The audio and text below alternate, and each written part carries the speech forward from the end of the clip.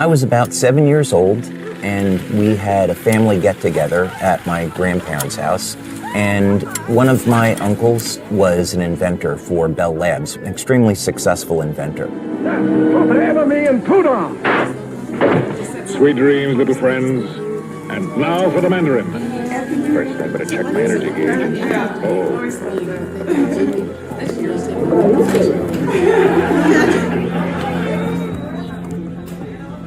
My cousins, they said, hey, let's break away from the adults and we want to go take a look at something.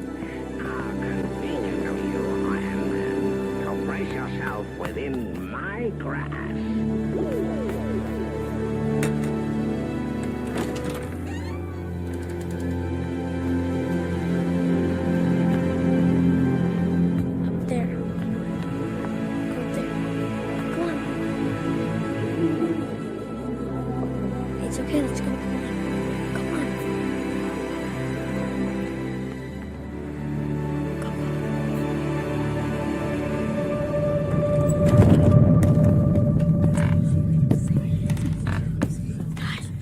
on. So we went up into the attic.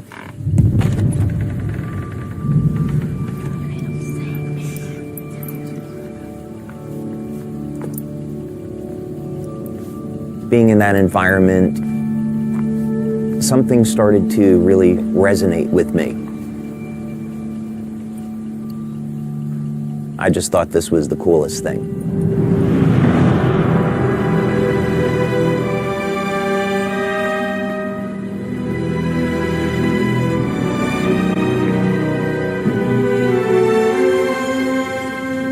And when we got up there was something covered by this blanket.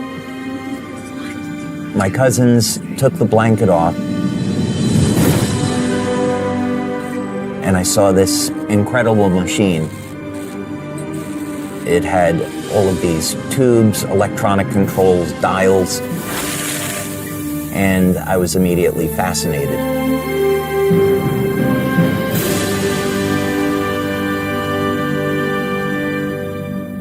It was then that I knew that I want to be an inventor when I grow up.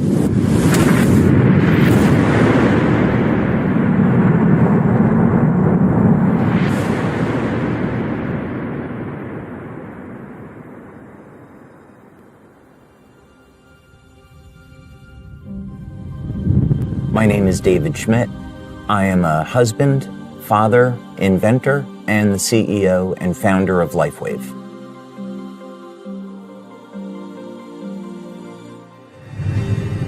From when I was young, I always had an interest in exploring the world and learning about how things work. We didn't have the distraction of cell phones and computers, so I spent a lot of time outside with my friends, exploring the natural world, looking at insects, going for walks in the woods, and trying to understand how all these things in nature function and enjoying the beauty of it.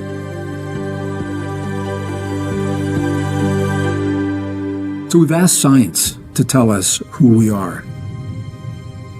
We have an answer, and many scientists are not comfortable with where that answer is leading.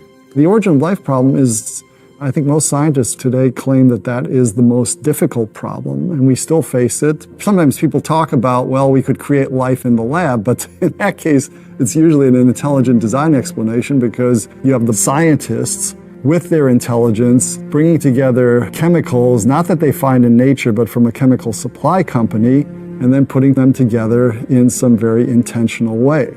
Science is arriving at the place where our ancestors invited us to begin. And that is with the understanding that we are part of, rather than separate from, the world around us. Could it be that who or whatever is responsible for us left us a message? If this is true, where would we look for proof?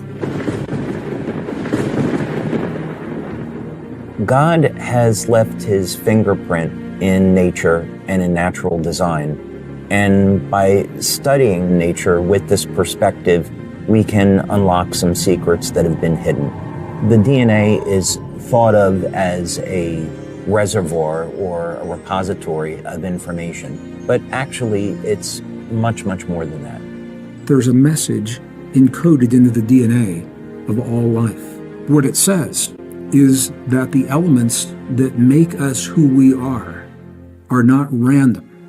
And as we begin to embrace what that means, that we are part of everything that we see happening in the world, it gives new meaning to what it means to be human. Not only are we more than the product of random processes, but we are designed to interact with the world around us as well as the world within us.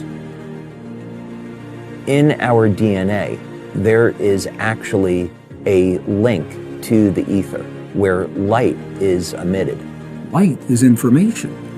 We are constantly receiving information and transmitting information into the world around us, into the field around us. Light, as it turns out, is the primary control mechanism for everything else that happens in the body.